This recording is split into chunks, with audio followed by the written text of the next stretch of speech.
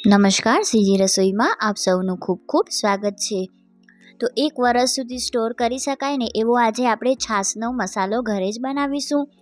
Perfect માપ અને સરળ રીતે રેસીપી જે છે એ બતાવેલી છે। તો આ જે મસાલો જે છે એ ટેસ્ટીની સાથે સાથે બહુ જ હેલ્ધી છે, તો તમે ચોક્કસથી બનાવજો। જેના માટે અહીં 500 ગ્રામ જેટલા લીલા ધાણા લીધેલા છે। તો નીચેની બહુ જે જાડી ડાળી હોય એને આપણે કટ કરી લેવાની અને આ રીતની કૂણી ડાળી જે છે એ રાખવાની। 500 ગ્રામ ધાણા લીધેલા છે અને આ રીતે આપણે જે છે એ રફ ચોપ કરી લેવાનું છે। આ રીતના અલગ અલગ કટકા કરી લઈશું આપણે કોથમીરના। તો માર્કેટથી આપણે છાશનો મસાલો તો લેતા જ હોઈએ છીએ, પણ જ્યારે આપણે ઘરે બનાવીને ત્યારે વસ્તુ જે છે ને એ વધારે સાત્વિક બને છે। તો ચોક્કસથી આ રેસીપીને તમે ઘરે એકવાર બનાવી જોજો।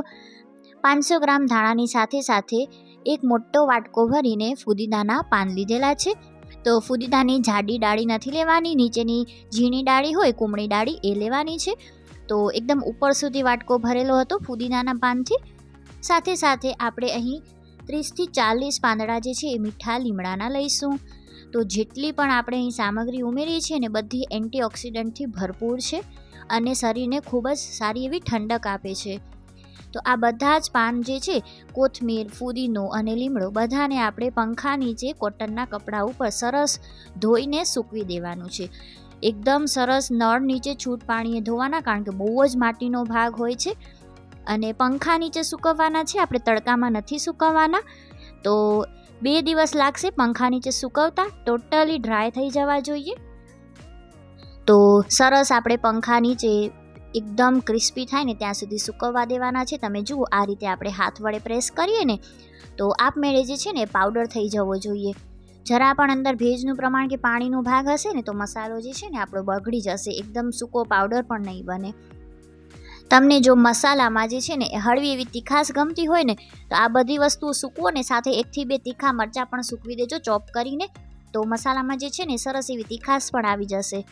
તો મેં અહીં બાળકોને કન્સિડર કરીને બનાવેલો છે, માટે વધારે તીખાશ નથી રાખેલી। આ બધા જ પાનને જે છે આપણે મિક્સરના વાસણમાં ટ્રાન્સફર કરી દઈશું। હવે એક કઢાઈમાં આપણે 50 ગ્રામ જેટલું જીરું લેવાનું છે। તો જીરાને જે છે આપણે મધ્યમ ગેસની આંચ પર શેકવાનું છે। ત્યારબાદ 50 ગ્રામ જેટલા સૂકા ધાણા લઈશું। તો અહીં જેટલી પણ સામગ્રી જે લીધેલી છે ને એ બધી જ સામગ્રી જે છે ને એ પેટને લગતી સમસ્યા માટે ખૂબ જ ફાયદાકારક હોય છે। બ્લોટિંગ થવી એટલે કે પેટનું ફૂલી જવું, ગેસ થવું, આવી બધી બીમારી જે છે ને ઉનાળામાં વધારે પડતી થતી હોય છે। અપચો થવો, કબજિયાત થવું, ગેસ, એસિડિટી, જેટલી પણ સમસ્યા હશે ને એ આ મસાલાથી જે છે ને એ ઘણી હદે દૂર થઈ જશે। સાથે સાથે આપણે એક નાનો કટકો અહીં જે છે એ તજનો લીધેલો છે અને 10 ગ્રામ જેટલા મરી લેવાના છે। તમને બહુ તીખાશ ગમતી હોય તો તમે એ પ્રમાણે મરી લઈ શકો છો। અહીં મેં ફક્ત 10 જ ગ્રામ જેટલા મરી લીધેલા છે। તો સરસ સુગંધ આવે ને ત્યાં સુધી આપણે આ બધી જ વસ્તુને જે છે એ શેકવાની છે। ત્યારબાદ ગેસની આંચ બંધ કરીને આ બધી જ સામગ્રીને જે છે એ રૂમ ટેમ્પરેચર પર આવવા દેવાનું છે। તો અહીં જેટલી પણ સામગ્રી ઉમેરી એ બધાના સચોટ માપ જે છે એ નીચે ડિસ્ક્રિપ્શન બોક્સમાં મેન્શન કરેલા છે। તો બધી જ વસ્તુ જે છે એ રૂમ ટેમ્પરેચર પર આવી ગઈ છે। હવે મિક્સરના વાસણમાં જે આપણે સૂકી સામગ્રી ઉમેરી એની સાથે સાથે આપણે 50 ગ્રામ જેટલી સંચળ ઉમેરીશું। ત્યારબાદ આપણે 10 ગ્રામ જેટલો આમચૂર ઉમેરવાનો છે। 1 ટેબલસ્પૂન જેટલું સિંધવ મીઠું ઉમેરી દઈશું। 1 ટેબલસ્પૂન જેટલી હિંગ અને 1 ટેબલસ્પૂન જેટલો અજમો ઉમેરવાનો છે। અને જે આપણે શેકી રાખી જેટલી પણ સામગ્રી એ બધી જ સામગ્રી જે છે આપણે ઉમેરી દેવાની છે અને એકદમ ફાઇન પાવડર રેડી કરી લેવાનું છે। તો આ પાવડર જે છે ને 1 વર્ષ સુધી નહીં બગડે, આરામથી તમે એરટાઇટ ક્લીન કન્ટેનરમાં સ્ટોર કરી શકો છો। ફક્ત અહીં એક જ વાતનું ધ્યાન રાખવાનું છે કે જે પણ વાસણમાં તમે પીસો કે સ્ટોર કરો એ વાસણમાં પાણીનો ભાગ ના હોય, એકદમ ડ્રાય ક્લીન કન્ટેનર હોવું જોઈએ।